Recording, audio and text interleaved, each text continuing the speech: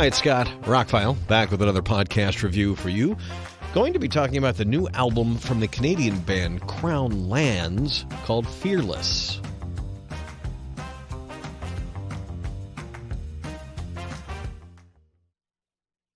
Short version is, if you like 70s Rush, this band will scratch that itch, much like Greta Van Fleet will scratch that Zeppelin itch. That's the short version. Saw these two guys back in, I think it was 2020, opening for The Who, the Mongolian band. And I was blown away.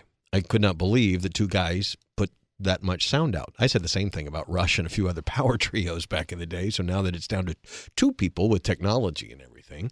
But you've got the drummer, Cody Bowles, and Kevin Kumo, the guitar player. Now, they both play other things. Cody plays drums and sings. Kevin plays guitar, bass pedals, keyboards. I don't remember him singing a whole lot. Talked a little bit. Anyway, again, if this is a band, Greta Van Fleet has come into their own, especially with a new song. If you've heard it, go check it out. I might do a review of just that song. It was good. This is a band that's performing in the vein of something you may like, but doesn't sound exactly like. Matter of fact, there's a few things here and there very reminiscent that take me right back. But look at it this way. Nobody's making 70s style Rush anymore. Rush is not making Rush anymore. So to have bands now in the modern context who record with modern technology and modern sensibilities and talents, why should we not give them a shot? If they're big fans of the same music we're big fans of, you know. Greta Van Fleet comes and goes with me based on their songwriting. I think some of their songs are great. I think some are not. This album, if this was their debut album, I'd be jumping up and down saying this is the best new band to come along in a long time. It's not. I enjoyed their EP, and like I said, I've seen them 3 years ago. They're fantastic. They nail it. You know,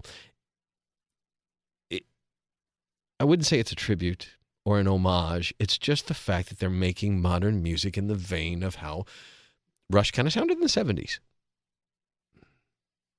Cody's got a great voice. Kevin's an incredible player. They're both good musicians. The songs are put together well.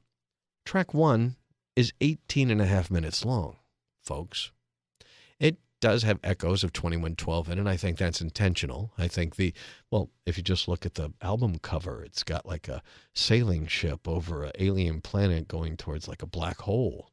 It's, you know, Kansas, Rush, whoever. Yes, they'd all be happy with this album cover back in the day.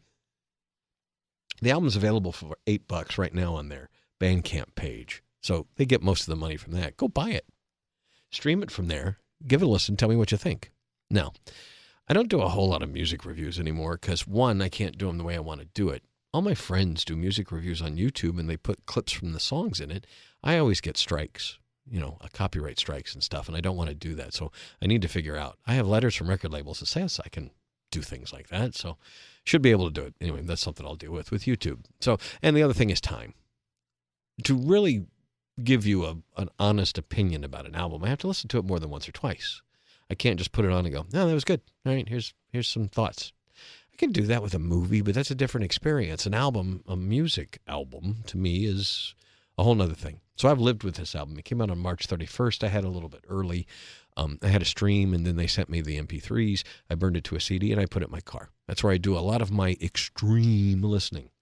My drive to work is shorter than that first song, so it took me a while just to listen to the album. It's not super long. The other albums are 3 to 5 to 7 minutes long. It's not, you know, but the first one, 18 and a half minutes. And it's wonderful. You never get bored in that thing.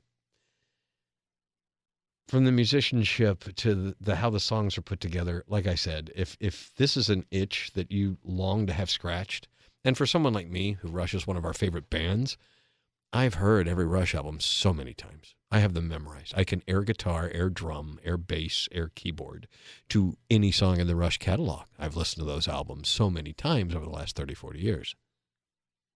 Crown Lands is brand new. It's exciting. It's well produced. It's well performed. I'm trying to find flaws with it. If anything, it's got too many callbacks to Rush. They could do their own thing. And maybe when they're farther in, like Greta Van Fleet is, they will start, because Greta Van Fleet loves Zeppelin, obviously, but the new song, that's their own thing.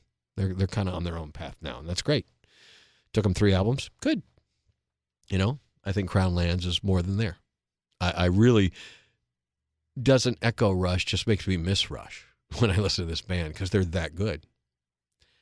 They're not trying to be Rush. They're trying to be Crown Lands. They have their own,